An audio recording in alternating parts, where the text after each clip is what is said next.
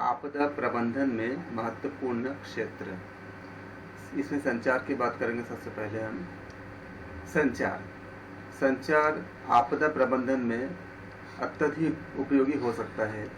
संचार साधनों के माध्यम से जागरूकता, प्रचार प्रसार तथा आपदा प्रतिक्रिया के समय आवाज़ सूचना की व्यवस्था के माध्यम से काफ़ी सहायक हो सकता है। सुदूर संवेदन, अंतरिक्ष प्रौद्योगिकी, इसके जो हमारे पास जो टेक्नोलॉजी जो है अंतरिक्ष प्रौद्योगिकी आपदा के प्रभाव को कारगर ढंग से करने में बहुत ही महत्वपूर्ण भूमिका अदा करती है। इसका उपयोग इस प्रकार से है कि जब ऐसा कुछ परिस्थिति उत्पन्न होती है तो शीघ्र चेतावनी हमें प्राप्त होती है, यानी शीघ्र चेतावनी रणनीति को विकसित करना, डेवलप करना, विकास योजनाएं बनाने एवं उनके लागू करने में हमें सुदूर संवेदन, ये अंतरिक्ष प्रौद्योगिकी, जैसे आप सैटेलाइट के माध्यम से आपने तुरंत आपको मैसेज मिल गया, या आपका जो सरकार की तरफ से जो नोटिफिकेशन इत्यादि होते हैं आपको जल्दी से जल्दी मिल गया, जैसे कि व्हाट्सएप है और दूसरे माध्यम में, या सरकार से संबंधित जो वेबसाइट्स वगैरह है या समाचार के माध्यम से हमें तुरंत हमें मिल जाती हैं। संचार और सुदूर चिकित्सा सेवा सहित संसाधन जुटाने में और पुनर्वास एवं आपदा पश्चात पुनर्निर्माण हेतु इसमें सहायता के लिए किया जा सकता है। फिर आती है भौगोलिक सूचना प्रणाली। भौगोलिक सूचना प्रणाली सॉफ्टवेयर, भूगोल और कंप्यूटर द्वारा बनाए गए मानचित्र का उपयोग स्थान आधारित सूचना के भंडार के समन्वयन एवं आकलन के लिए हम करते हैं या आकलन के लिए रहता है। भौगोलिक सूचना प्रणाली का उपयोग वैज्ञानिक जांच, संसाधन प्रबंधन तथा आपदा एवं विकास योजना में किया जा सकता है। आपदा नियंत्रण में व्यक्ति की भूमिका, भूकंप, बाढ़, आंधी, तूफान, इसमें इन सब में मतलब भूकंप हुआ, बाढ़ हुआ, आंधी या तूफान में एक व्यक्ति क्या प्रबंधन कर सकता है, इसके आपदा के संदर्भ में कुछ निम्नलिखित भूमिका बताई गई है। भूकंप के समय व्यक्ति की भूमिका, जब भूकंप आती है तो व्यक्ति का क्या भूमिका होती है। ऐसे समय जैसे क्या करना चाहिए, ऐसे समय में बाहर की ओर न भागे, अपने परिवार के सदस्यों को दरवाजे के पास, टेबल के नीचे, या यदि बिस्तर पर कोई बीमार पड़े हो तो उन्हें पलंग के नीचे पहुंचा देते हैं। खिड़कियों और चिमनियों से दूर रहते हैं क्योंकि वो टूट जाते हैं। वो घर से बाहर हो तो इमारतों, ऊंची दीवारों या बिजली के लटकते हुए तारों से दूर रहें क्योंकि इससे हमें क्षति पहुंच सकती है। क्षतिग्रस्त इमारतों में दोबारा प्रवेश न करें क्योंकि वो किसी भी समय गिर सकते हैं और हमें चोट हमें पहुंचा सकता है। उसके बाद भूकंप का भी पूर्वानुमान लग सकेगा। कैसे? टीवी, रेडियो, इंटरनेट, इन सब से जहाँ तक संभव हो सके जुड़े रहें। अधिक वर्षा और अकाल जैसी प्राकृतिक आपदाओं के पूर्वानुमान के बाद अब भूकंप की भी भविष्यवाणी की जा सकेगी, लेकिन इसका पता कंप्यूटर पर काम कर रहे जो व्यक्ति होते हैं वो कुछ सेकंड्स पहले ही उनको पता चलता है।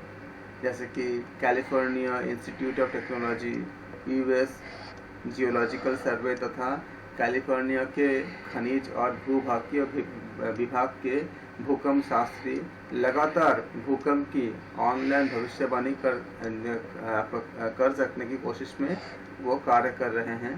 यह आपातकाल में ऐसे आंकड़े भेजेंगे जिससे कंप्यूटर यूजर्स तक ईमेल भेजा जा सकेगा। ट्राइनेट का ये लक्ष्य है कि 600 शक्तिशाली गति सेंसर और 150 बड़े इंटरनेशनल मिलकर आने वाले भूकंपों के बारे में लोगों को सूचित करे। अगर ट्राइनेट अपने प्रस्तावित कार्य को करने में समर्थ हुआ तो कैलिफोर्निया भूकंप क्षेत्र का निरीक्षण करने वाला कैलिफोर्निया भूकंप क्षेत्र का निरीक्षण कर सकने वाला पहला राज्य होगा। इस प्रकार भूकंप का पूर्वानुमान लगाने की क्षमता विकसित हो चुकी है। संक्षेप में कैलिफोर्निया के खनिज और भूभागीय विभाग के प्रमुख जिम डेविड कहते हैं कि सेंसर जब ये सेंसर के पृथ्वी थरथराने जैसे घटना के तुरंत बाद कंप्यूटर के जरिए सूचना देने में सक्षम होगा। वाहन में यदि कार या बस में सवारी करते समय आपको भूकंप के झटके महसूस हो तो चालक से वाहन को एक तरफ रोकने को कहे और वाहन के भीतर ही रहें। घरों में जितनी जल्दी हो सके चूल्हे आदि सभी तरह की जितने भी तरह का आग है उसको बुझा दीजिए। हीटर बंद कर दे। यदि मकान क्षतिग्रस्त हो गया हो तो बिजली, गैस और पानी बंद कर देना चाहिए।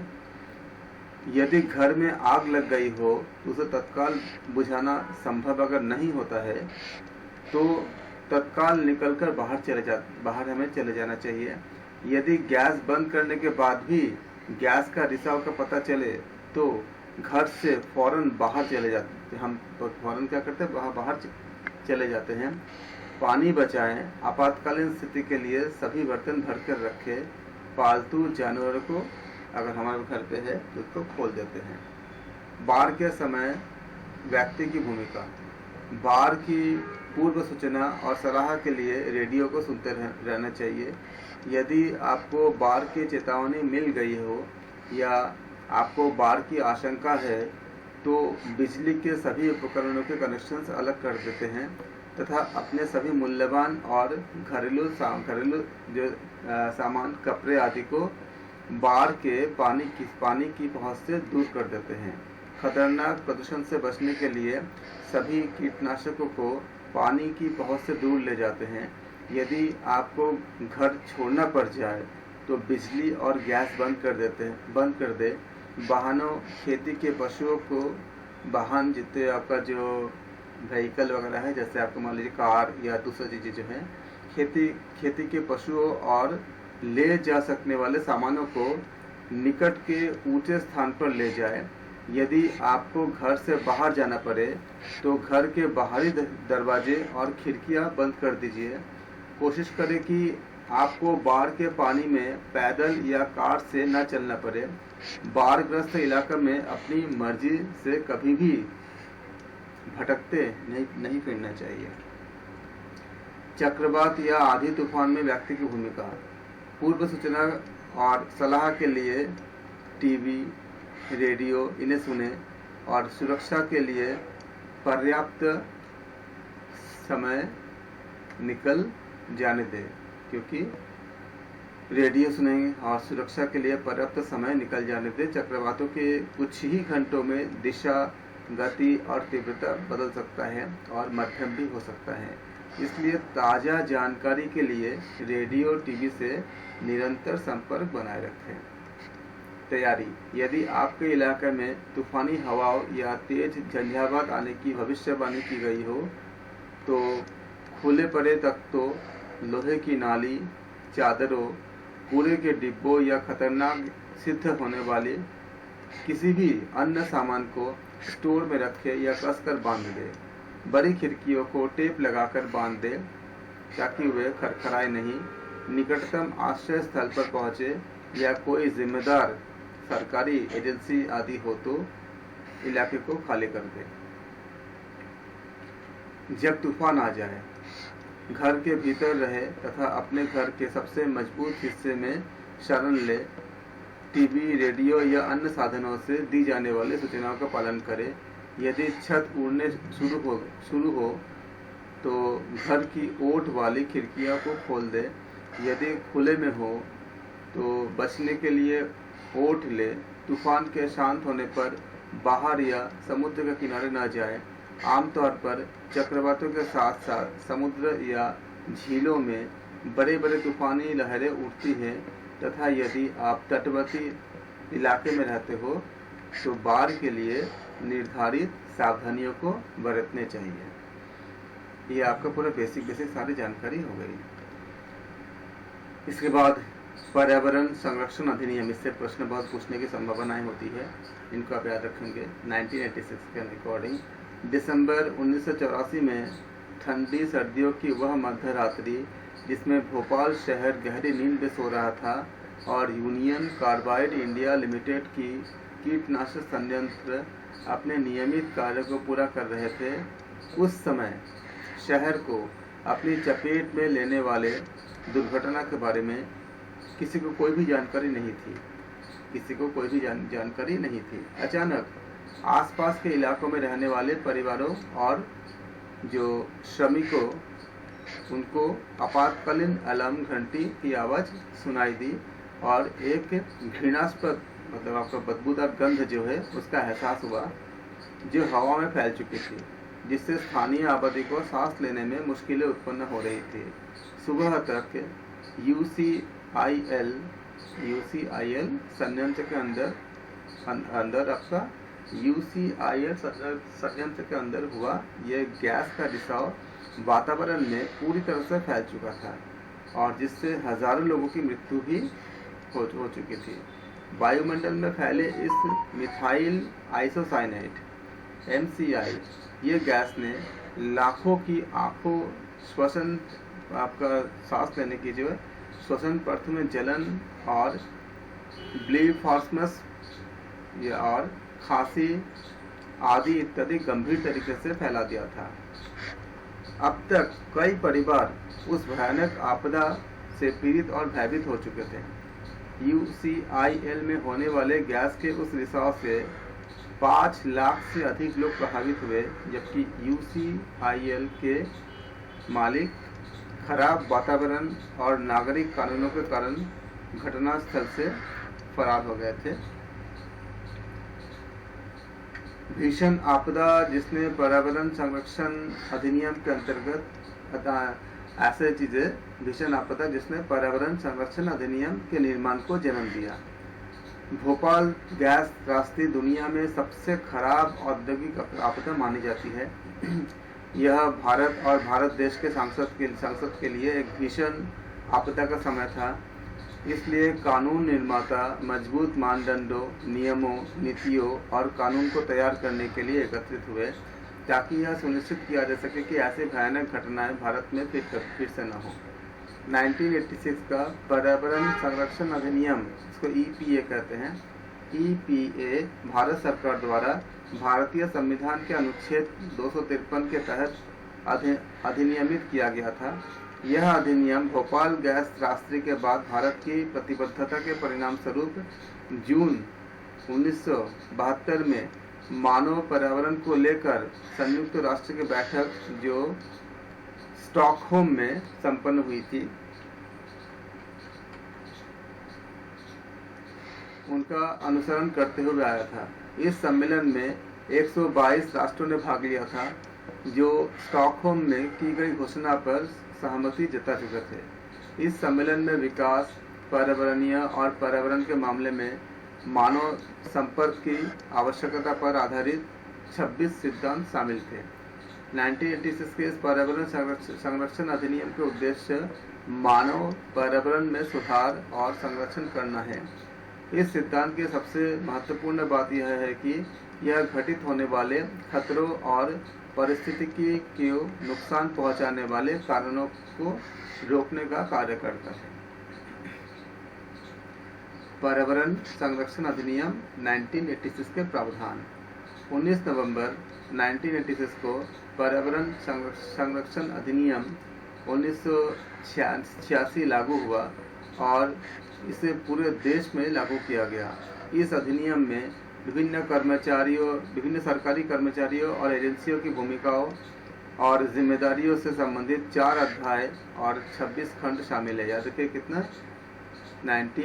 19 नवंबर 1986 को पर्यावरण संरक्षण अधिनियम 1986 लागू हुआ पूरे देश के लिए, और इस अधिनियम में विभिन्न सरकारी कर्मचारी और एजेंसियों की भूमिकाओं की और जिम्मेदारी इनके से संबंधित 4 चैप्टर थे, 4 अध्याय, उसमें 26 खंड शामिल किया गया था।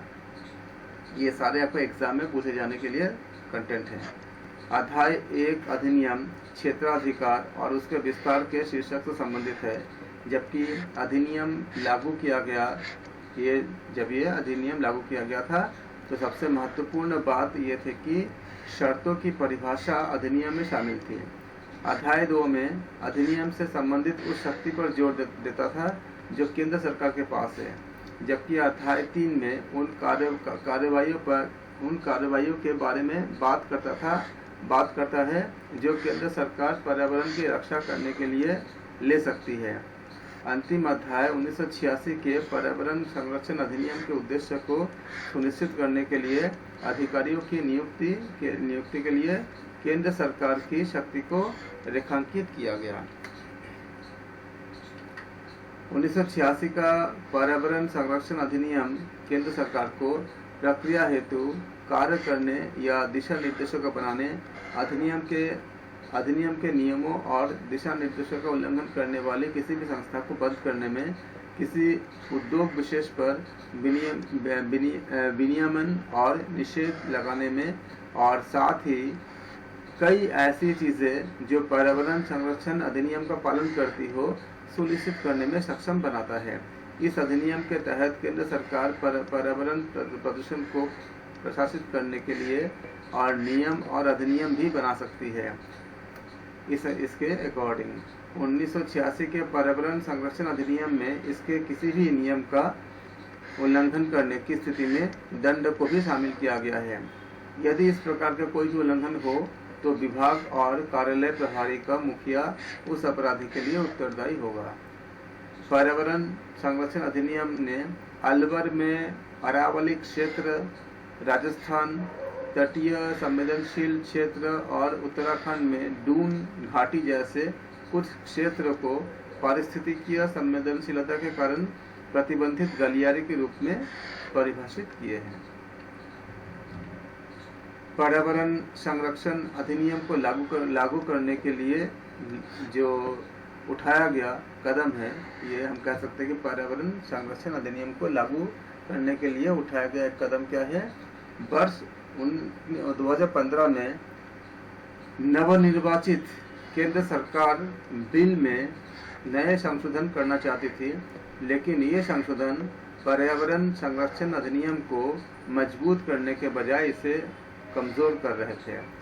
वर्ष 1986 से देश के पर्यावरण को निजी ठेकेदारों और खनिकों के हाथों से होने वाले शोषण से बचने में मदद मिली है। नेशनल ग्रीन ट्रिब्यूनल पहुंचने से पहले प्रस्तावित संशोधन में से एक निर्णायक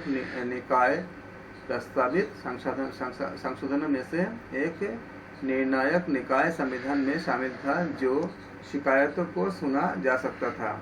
इन प्रस्तावित संशोधनों में से एक निर्णायक निकाय का संविधान भी था, जहां राष्ट्रीय ग्रीन ट्रिब्यूनल तक पहुंचने से पहले शिकायतों को सुनाया जा सकता था, जबकि दूसरा प्रस्ताव किसी भी परियोजना के आगे जाने से पहले 3 सर्वोपरि बिंदुओं के मूल्यांकन के प्रभाव की समीक्षा करता है। हालांकि कई पर्यावरणविदों और नागरिक समाजों के सदस्यों के विरोध के बाद, जिन्होंने पर्यावरण और वन मंत्रालय को प्रस्तावित संशोधनों को वापस लेने के लिए पत्र लिखा था, सरकार द्वारा लिया गया यह कदम ठंडे बस्ते में डाल दिया गया और तब से पर्यावरण अधिनियम को बरकरार रखा गया है।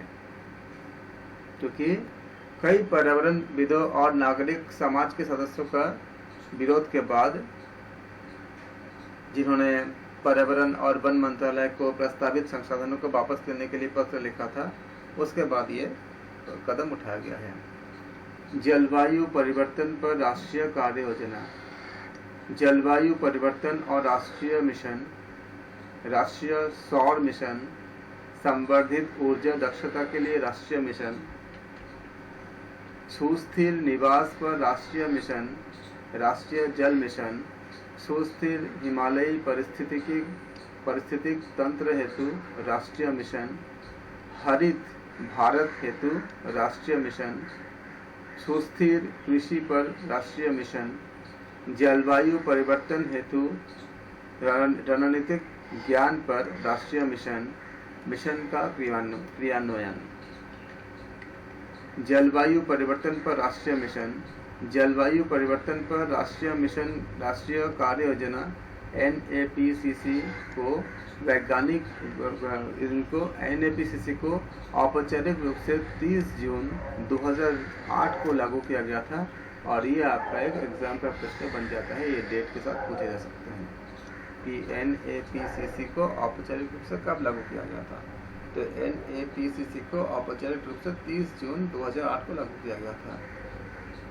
ये उन साधनों इनकी पहचान करता है जो विकास के लिए लक्ष्य को प्रोत्साहित करते हैं, साथ ही जलवायु परिवर्तन पर विमर्श के लाभों को प्रभावशाली रूप से प्रस्तुत करता है। राष्ट्रीय कार्य योजना के कोर के रूप में 8 राष्ट्रीय मिशन हैं। वे जलवायु परिवर्तन, अनुकूलन तथा न्यूनीकरण, ऊर्जा दक्षता एवं प्राकृतिक संसाधन संरक्षण की समझ को बढ़ावा देने पर केंद्रित होते हैं। राष्ट्रीय सौर मिशन। जलवायु परिवर्तन पर राष्ट्रीय कार्य योजना के अंतर्गत राष्ट्रीय सौर मिशन को अत्यंत महत्वपूर्ण माना गया है। इस मिशन का उद्देश्य देश में कुल ऊर्जा उत्पादन में सौर ऊर्जा के अंश के साथ अन्य नवीनीकरण साधनों की संभावना को भी बढ़ाना होता है। यह मिशन शोध एवं विकास के कार्यक्रम को आरंभ करने की मांग करता है, जो अंतर्राष्ट्रीय सहयोग का साथ लेकर अधिक लागत प्रभावी, सुस्थिर एवं सुविधाजनक और सौर ऊर्जा तंत्रों की संभावना की तलाश करता है। जलवायु परिवर्तन पर राष्ट्रीय कार्य योजना ने शहरी क्षेत्रों, उद्यमों तथा व्यावसायिक प्रतिष्ठानों में सौर ऊर्जा के सभी निम्न तापमान, मतलब आपका लेस देन 150 डिग्री सेल्सियस वाले अनुप्रयोगों के लिए 80% राशि तथा मध्यम तापमान 150 डिग्री सेल्सियस से 250 डिग्री सेंटीग्रेड तक के अनुप्रयोगों के हेतु 60% राशि उपलब्ध कराने का लक्ष्य निर्धारित किए हैं।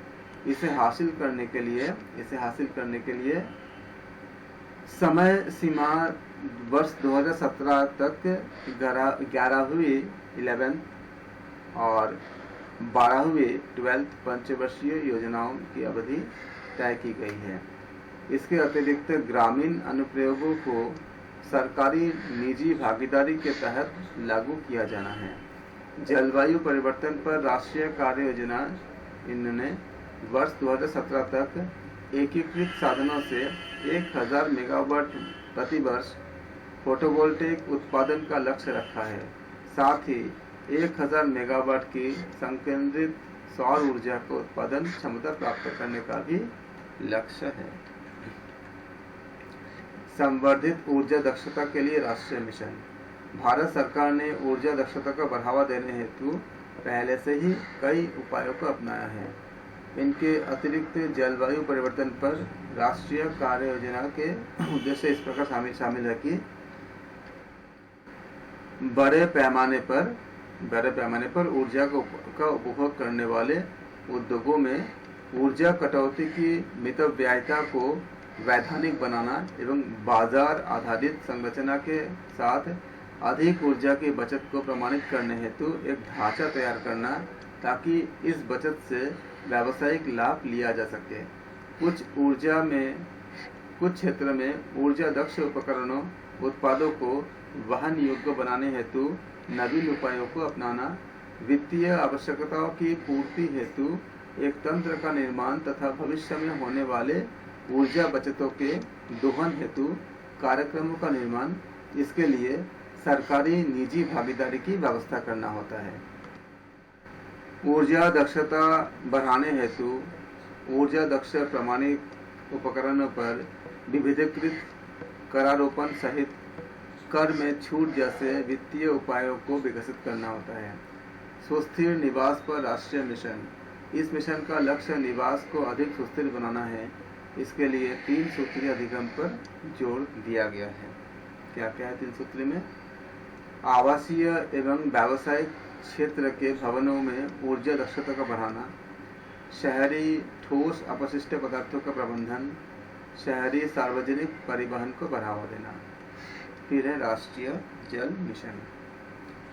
राष्ट्रीय जल मिशन का लक्ष्य जल संरक्षण, जल की बर्बादी कम करना, तथा एकीकृत जल संसाधन प्रबंधन के द्वारा जल का अधिक न्यायोचित वितरण करना है। राष्ट्रीय जल मिशन जल के उपयोग का 20% तक दक्षता बढ़ाने हेतु एक ढांचा का निर्माण करेगा। यह वर्षा जल एवं नदी प्रवाह की विषमता से निपटने हेतु सतही एवं भूगर्भीय जल के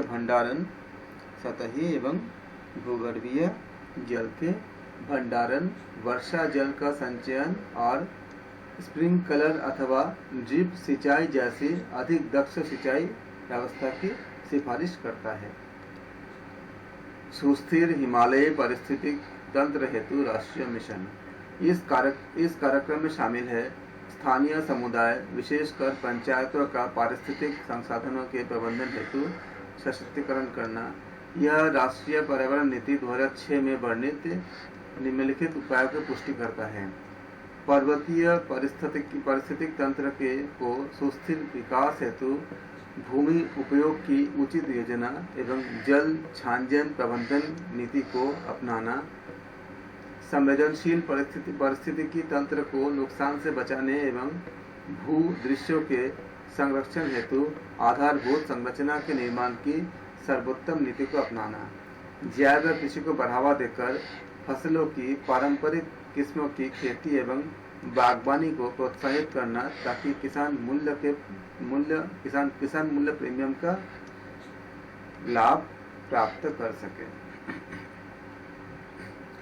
स्थानीय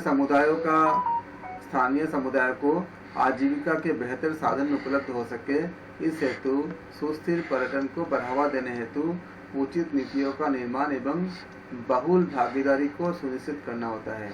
पर्वतीय क्षेत्र में पर्यटकों के आवागमन को नियंत्रित करने के उपायों पर बल देना ताकि पर्वतीय पारिस्थितिकी तंत्र वाहन क्षमता प्रभावित न हो सके। विशिष्ट अतुलनीय मूल्यों के साथ कुछ पर्वतीय क्षेत्र के लिए सुरक्षात्मक रणनीति का विकास करना है। हरित भारत हेतु राष्ट्रीय मिशन। इस मिशन का लक्ष्य कार्बन सिंक जैसे पारिस्थितिकीय सेवाओं को बढ़ावा देना होता है। ये 60 लाख हेक्टेयर भूमि में वन रोपण के लिए प्रधानमंत्री का हरित भारत अभियान का हिस्सा है ताकि देश में वन आवरण को 23% से बढ़ाकर 33% करना है। इसका कार्यान्वयन राज्यों के वन विभाग द्वारा संयुक्त वन प्रबंधन समितियों के माध्यम से उसर वन भूमि पर किया जाना है। ये समितियां समुदायों द्वारा सीधी कार्यवाही को प्रोत्साहित करेगी। सुस्थिर कृषि पर राष्ट्रीय मिशन। इसका लक्ष्य फसल की नई किस्म, खासकर जो तापमान वृद्धि सहन कर सके, उसकी पहचान कर वैकल्पिक फसल स्वरूप द्वारा भारतीय कृषि को जलवायु परिवर्तन के प्रति अधिक लचीला बनाना होता है। इससे किसानों के पारंपरिक ज्ञान तथा व्यावहारिक विधियों, सूचना प्रौद्योगिकी एवं जैव प्रौद्योगिकी के साथ साथ नवीन ऋण तथा बीमा व्यवस्था के साथ समर्थित किया जाना है। जलवायु परिवर्तन हेतु रणनीतिक ज्ञान पर राष्ट्रीय मिशन। यह मिशन शोध तथा तकनीकी विकास के विभिन्न क्रियाकलापों द्वारा सहभागिता हेतु वैश्विक समुदाय के साथ कार्य करने पर बल देता है। इसके अतिरिक्त जलवायु परिवर्तन से संबंधित समर्पित संस्थानों एवं विश्वविद्यालयों के नेटवर्क तथा जलवायु शोध कोष द्वारा समर्थित इसके स्वयं का शोध एजेंडा होगा। यह मिशन अनुकूलन तथा न्यूनीकरण हेतु नवीन तकनीकियों के विकास के लिए निजी क्षेत्र के उपक्रमों को भी प्रोत्साहित करेगा। मिशन का क्रियान्वयन। इन 8 राष्ट्रीय मिशन को संबद्ध मंत्रालय द्वारा संस्थाकृत किया जाना है तथा इसे अंतर क्षेत्रक समूह द्वारा संगठित किया जाएगा, जिसमें संबद्ध मंत्रालयों के अलावा शामिल है वित्त मंत्रालय, योजना आयोग, उद्योग जगत एवं अकादमियों के विशेषज्ञ एवं नागरिक समाज। अकादमियों के विशेषज्ञ तथा नागरिक समाज। फिर आते हैं आपका रियो सम्मेलन। रियो डी जेनेरो, ये पुर्तगाली रियो डी जेनेरो यानी जनवरी की नदी, ये ब्राज़ील के रियो डी जेनेरो राज्य की राजधानी एवं देश का दूसरा सबसे बड़ा नगर है। यह शहर दक्षिण अमेरिका का तीसरा सबसे अधिक जनसंख्या वाला शहर है। रियो डी जेनेरो शहर करीब 2 शताब्दियों तक ब्राज़ील की राजधानी बना रहा। वर्ष 1763 से वर्ष 1822 तक पुर्तगाली औपनिवेशिक काल के दौरान और फिर वर्ष 1822 से वर्ष 1960 तक ब्राज़ील के एक स्वतंत्र राष्ट्र के रूप में उदय के बाद वर्ष 1808 से वर्ष 1821 तक यह पुर्तगाली साम्राज्य की भी राजधानी थी। आमतौर पर यह रियो के नाम से जाना जाता है। शहर का एक दूसरा उपनाम सिडेट मैरावियोसा यानी इसका अर्थ होता है अद्भुत शहर भी प्रचलित होते हैं। रियो डी जेनेरो अपने प्राकृतिक अवस्थिति, अपने कार्निवल उत्सव, सांबा और अन्य संगीत और पर्यटकों के लिए समुद्री तटों पर बने पंक्तिबद्ध होटलों और होटल वाले कोपाकबाना और इपानेमा जैसे तटों के लिए प्रसिद्ध है। समुद्र तट के अलावा यहाँ सबसे प्रसिद्ध आकर्षकों में शामिल है कोरकोवाडो पर्वत पर स्थित ईसा मसीह की विशाल मूर्ति क्राइस्ट द रिडेमर। क्राइस्ट, इसको हम क्रिस्टो रिडेंटर, जिसे आधुनिक युग के विश्व के 7 आश्चर्य में से एक माने जाते हैं। केवल कार युक्त सुगरलोफ पर्वत, इसमें सांब्रा द्रोमो नामक एक विशाल स्थायी कार्निवल परेड का मंच और दुनिया के सबसे बड़े फुटबॉल स्टेडियम में से एक माराकाना स्टेडियम। ये सारे नाम, आपका जो स्टेडियम का नाम क्या है, माराकाना स्टेडियम है, इसको याद रखिए। वर्ष 2016 में ग्रीष्मकालीन ओलंपिक खेलों की मेजबानी रियो डी जेनेरो को मिली है और इन खेलों को आयोजित करने वाला यह दक्षिण अमेरिका का पहला शहर होगा। विश्व का दूसरा सबसे बड़ा शहरी वन क्षेत्र फ्लोरेस्टा द तिजुका या तिजुका वन भी रियो में ही है, जो दुनिया के सबसे बड़े शहरों और उनके जो वन क्षेत्र है यानी कि व्हाइट स्टोन स्टेट पार्क से लगभग जुड़ा हुआ है। गैलियाओ अंतर्नियो कॉर्लेस जोबिम अंतर्राष्ट्रीय हवाई अड्डा, जिसे आमतौर पर सिर्फ गैलियाओ कहा जाता है, ये ब्राज़ील के कई शहरों को रियो डी जेनेरो से जोड़ता है और यहाँ से कई अंतर्राष्ट्रीय उड़ानें भी संचालित होती हैं। अपने आकर्षण और सौंदर्य के बावजूद रियो की गिनती विश्व के सबसे अधिक हिंसाग्रस्त शहरों में की जाती है। हिंसक अपराध की घटनाएं ज़्यादातर झुग्गी बस्तियों में घटित होती हैं, लेकिन इसका असर इसके मध्यम वर्गीय और उच्च वर्गीय इलाकों में भी देखा जा सकता है। रियो में अन्य बड़े शहरों के विपरीत मलिन बस्तियों शहरों के कुछ सबसे धनी इलाकों से सटी हुई है।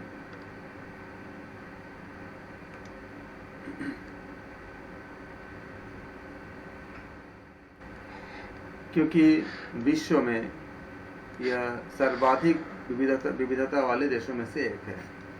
विश्व के भूरेखव में यह मात्रा 2.4% है। ये एग्जाम क्वेश्चन आपको बन सकता है।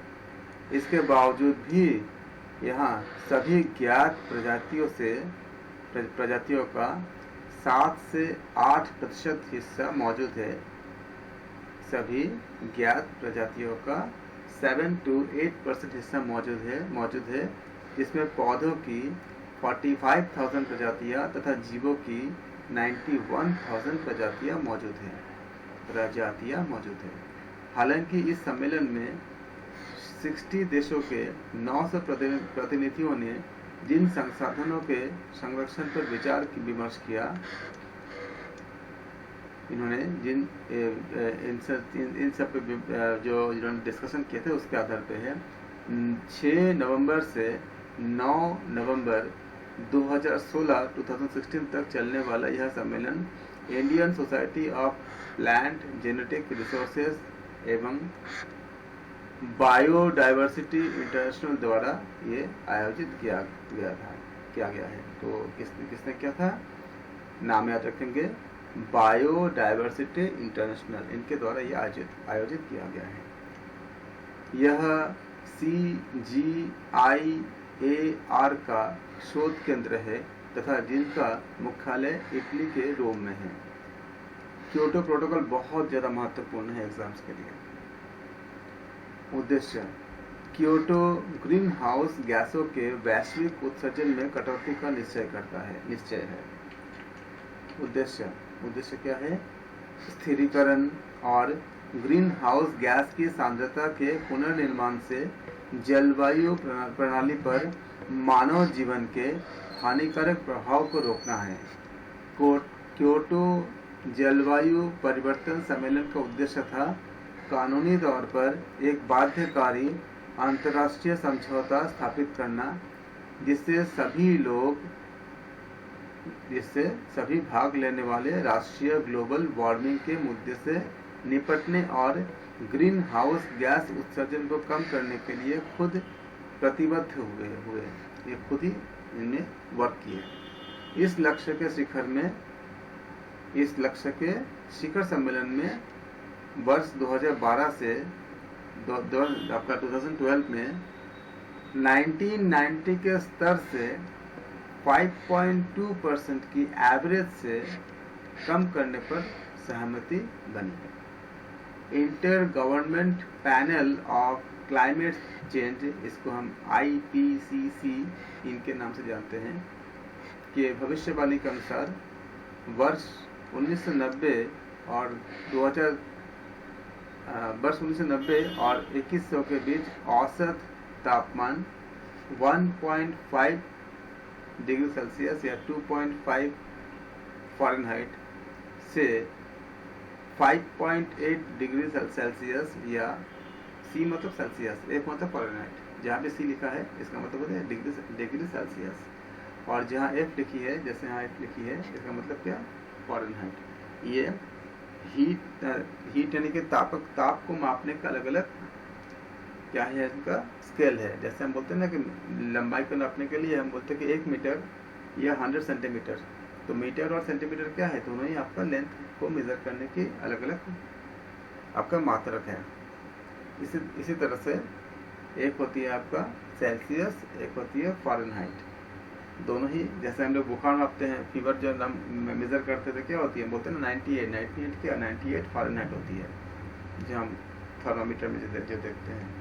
लेकिन आमतौर पर जो पानी का हम बोलते हैं ना, पानी का आपका जो कितने डिग्री पे पानी खौलता है, 100 डिग्री सेल्सियस पर।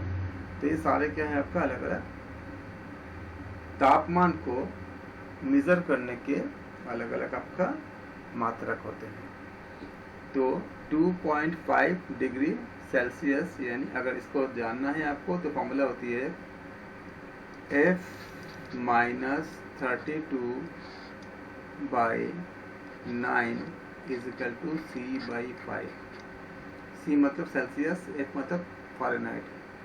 इसमें से अगर आपका मैथ्स में अगर आपके कमांड है, तो अगर मान लीजिए C दिया गया है 100 डिग्री, तो C के जगह 100 रख के आप इसको सॉल्व करेंगे क्रॉस मल्टीप्लाई से, तो आपको F का वैल्यू निकल जाएगा। इसी तरह से जैसे 1.4C बताया गया, तो C के जगह अगर 1.4 रखेंगे, फिर क्रॉस मल्टीप्लाई करके अगर F का वैल्यू निकालेंगे, तो ये 2.5 आपका F की वैल्यू निकलती है 2.5। तो इसलिए 1.4 डिग्री सेल्सियस बोले या 2.5 डिग्री फ़ारेनहाइट बोले।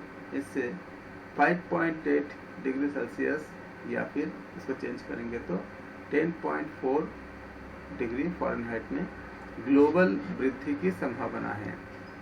समर्थकों ने यह भी कहा कि क्योटो सम्मेलन ANFCCC के लक्ष्य को पूरा करने का एक पहला कदम है और इसे ANFCCC के अनुच्छेद 4.2D का लक्ष्य को निभाने के लिए रूपांतरण करना आवश्यक है। आप सोचो, ये सारे आपको एग्जाम के क्वेश्चंस बन सकते हैं। ये सारे जितने भी हमने बात किया हमने, ये सारे आपके एग्जाम्स में, क्योंकि इसमें डेटा है सारा, कितने डिग्री है, किस समय शुरू किया था, काफ़ी इसमें आपका ऐसा फैक्ट्स है जो एग्जाम में पूछे जा सकते हैं। इस संधि को क्योटो जापान में दिसंबर 1997 में तय किया गया था। फिर 16 मार्च 1998 में हस्ताक्षर के लिए प्रस्तुत किया गया था और 15 मार्च 1999 में बंद कर दिया गया था। तो याद रखना, ये संधि क्योटो कहाँ पे था? क्योटो जापान में दिसंबर 1997 में तय किया गया, 16 मार्च 1998 में हस्ताक्षर के लिए प्रस्तुत किया गया और 15 मार्च 1999 में बंद किया गया। ये समझौता 16 फरवरी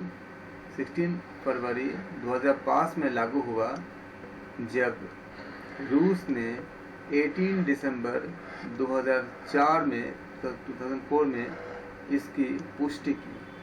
फिर 14 जनवरी 2009 में 183 देशों और एक क्षेत्रीय आर्थिक एकीकरण संगठन EC ने इस समझौते की पुष्टि की, जो कि 63.7 अनेक्स 1 देशों के उत्सर्जन का प्रतिनिधित्व करता है।